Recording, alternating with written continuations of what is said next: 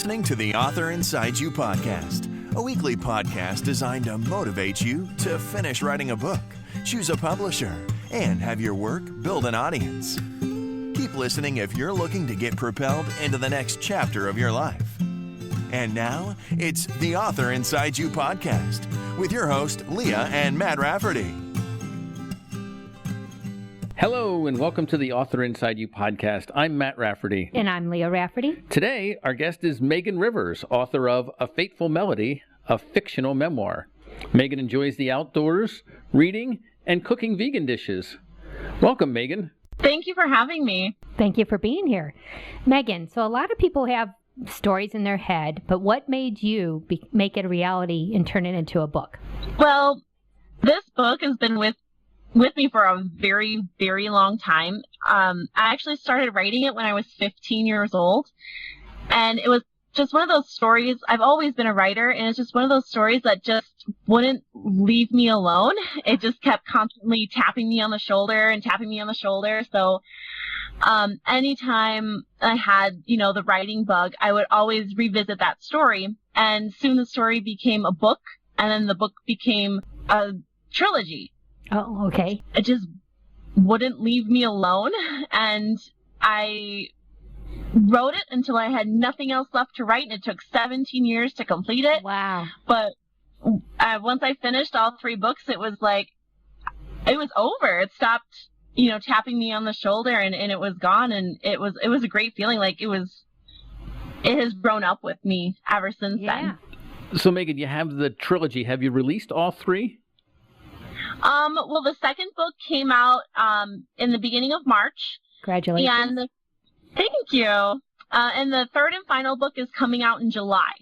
Great. And you're finished writing that? Yes, I finished the first book. I think I was still in high school when I finished the first book, and then I wrote the second book in my 20s, and then I wrote the third book in my 30s. Oh, that is really cool. Hence what you said, that you grew up with this book.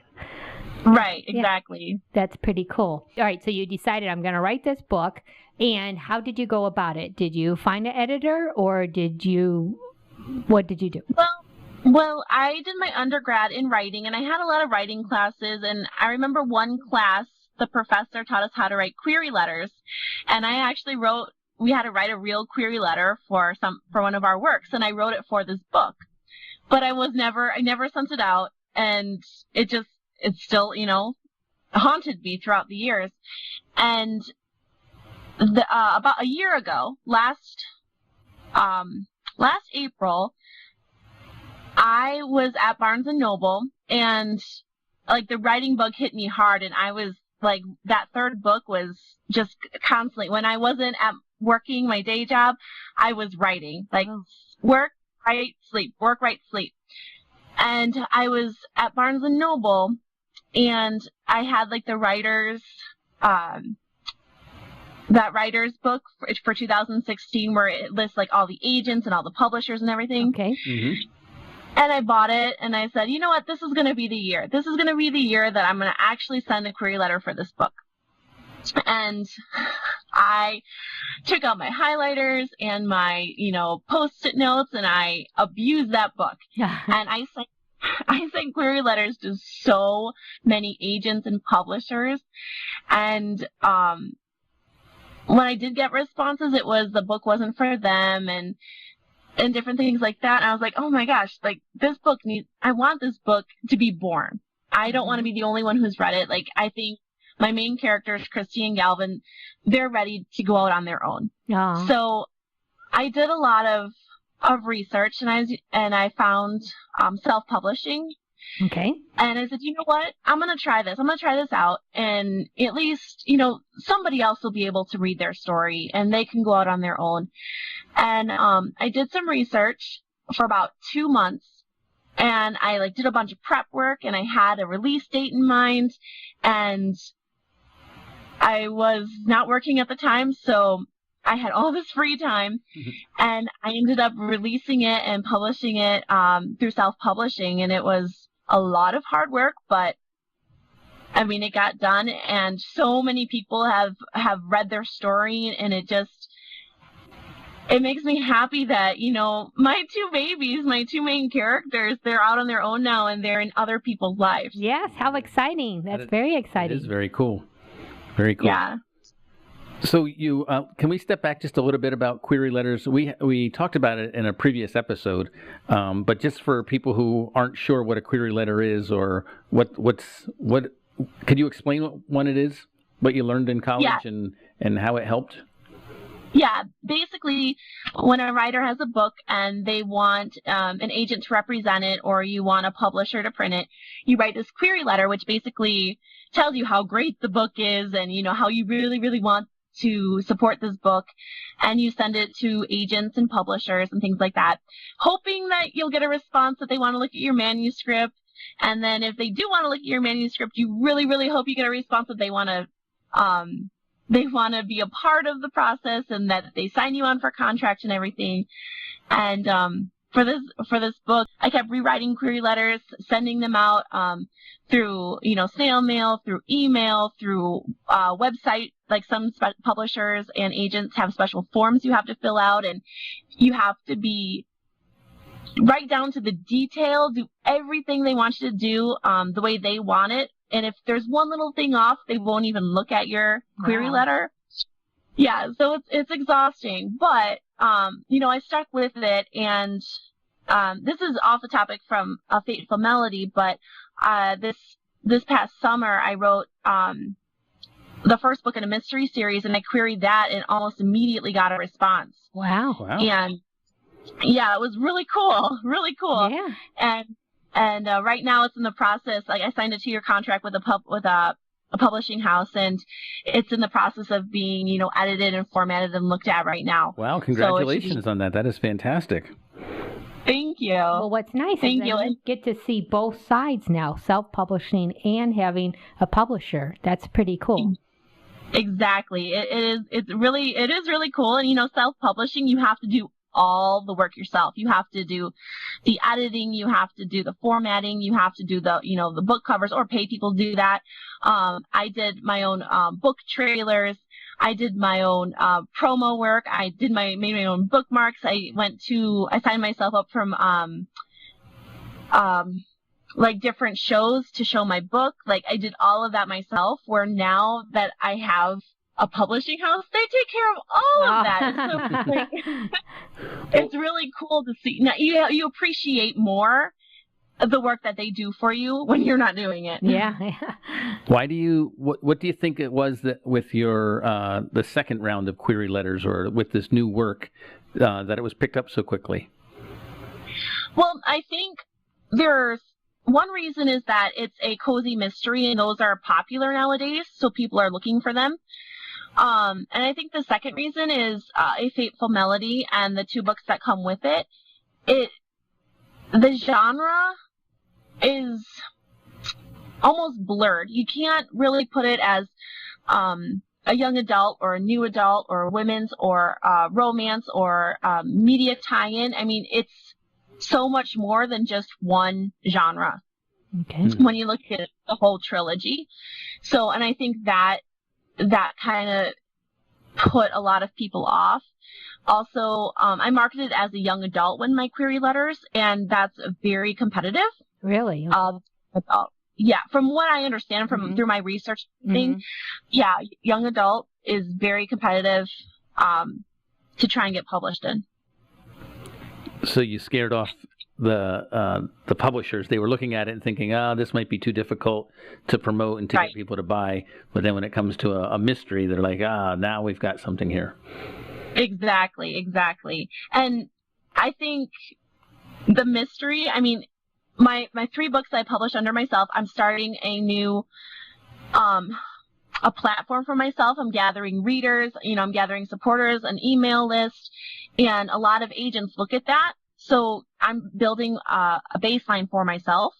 And now signing on with this cozy mystery, I'm going to be, my readership is going to be a lot more broader. So throughout this whole process, I'm constantly like gaining experience. I'm gaining readers. I'm, gaining an audience.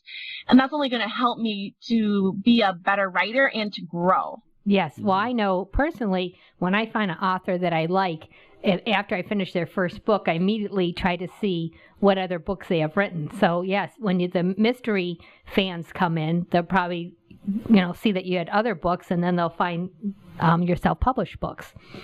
Right, exactly. Well, that's wonderful news. So we did see you have a video on Facebook, and how did you think about promoting a video?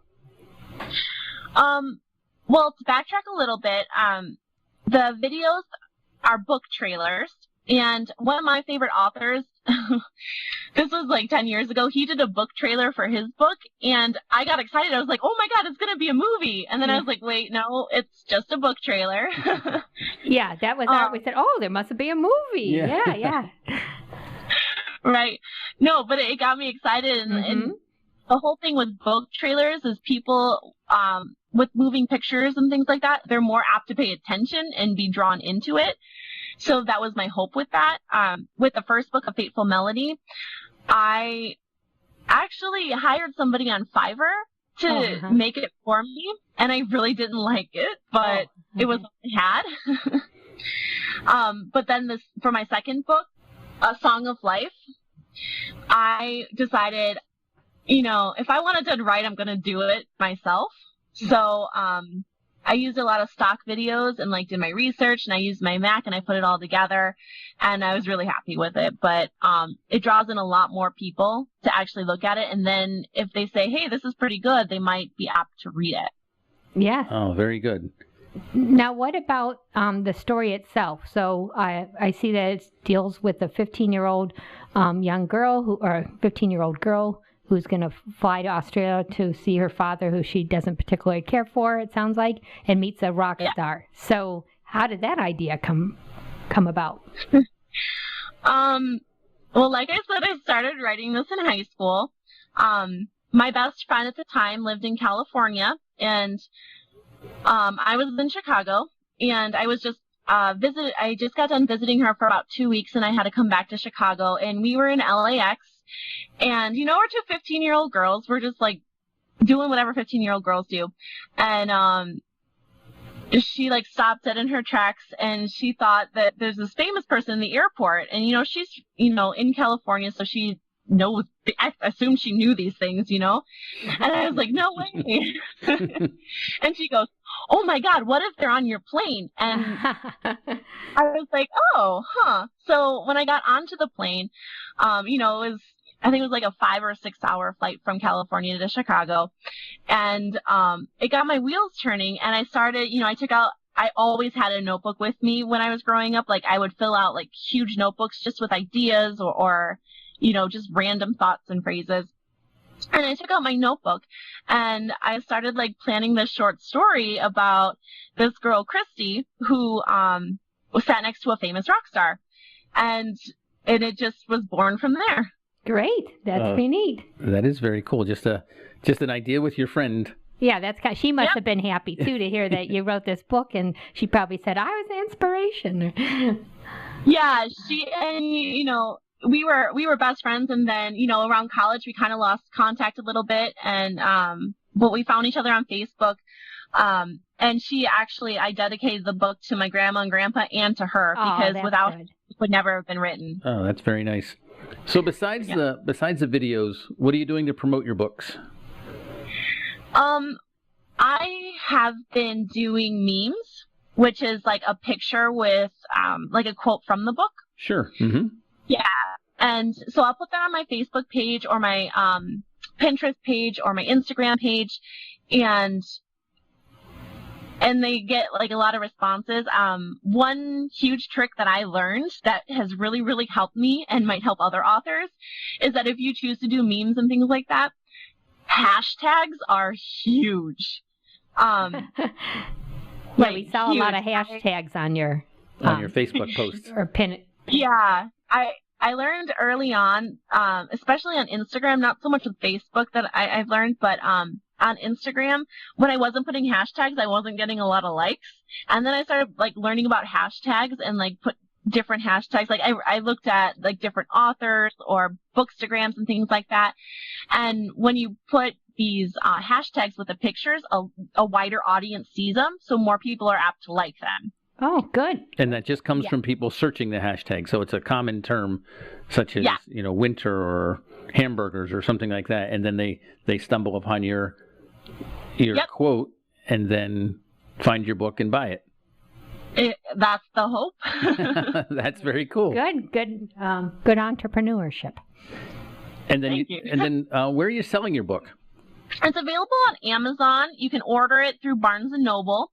And then I sell them like the paper copies to like friends and family and like local events and things like that.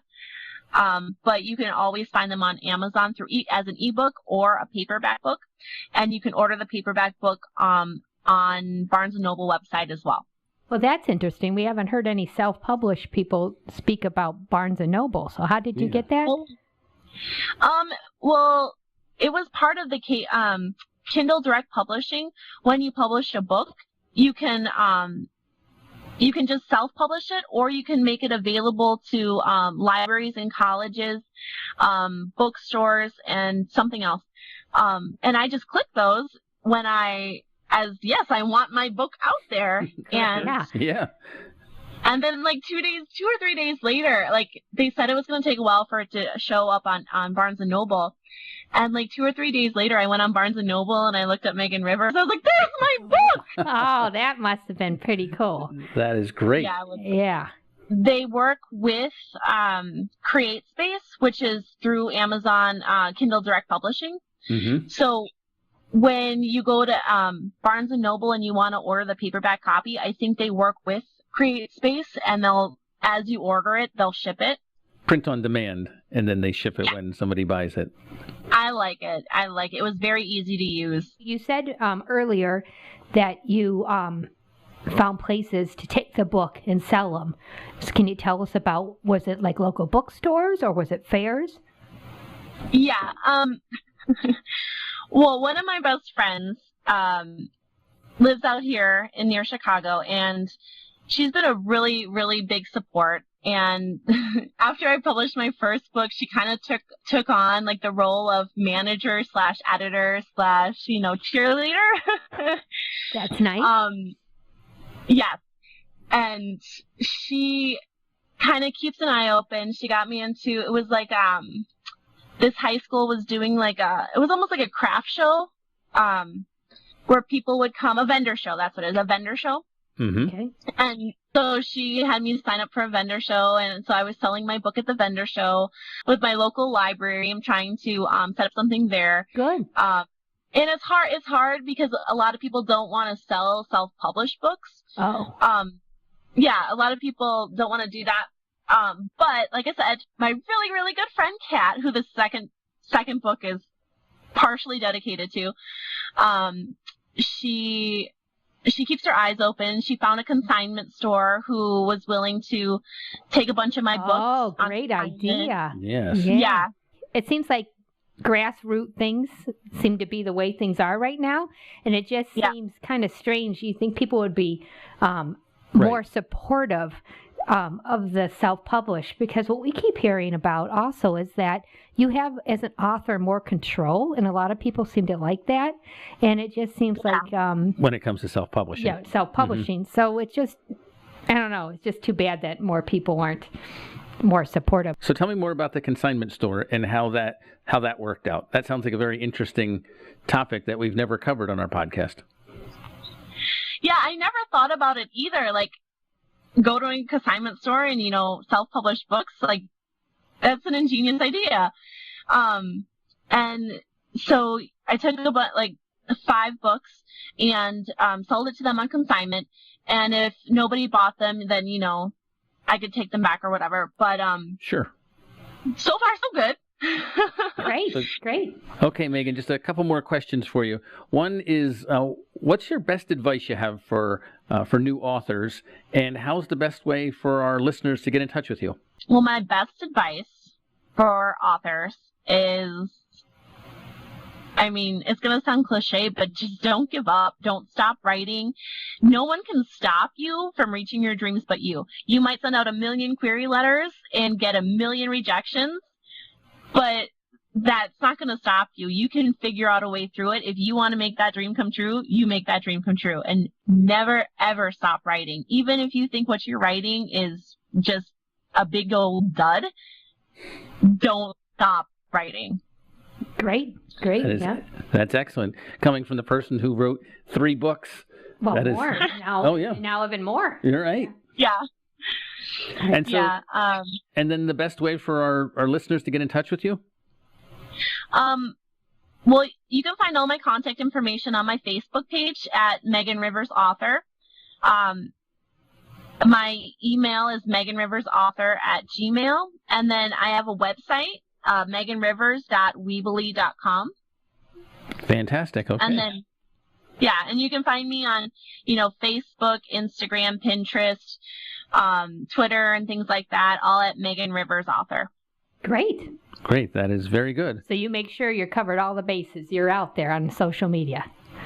Yep, I'm trying. Well, thank you, Megan, for being our guest today. It was very nice talking to you.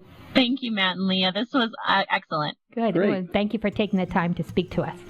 And thanks for listening to the Author Inside You podcast. And until next time, right on. Thank you for listening to the Author Inside You podcast with your host, Leah and Matt Rafferty.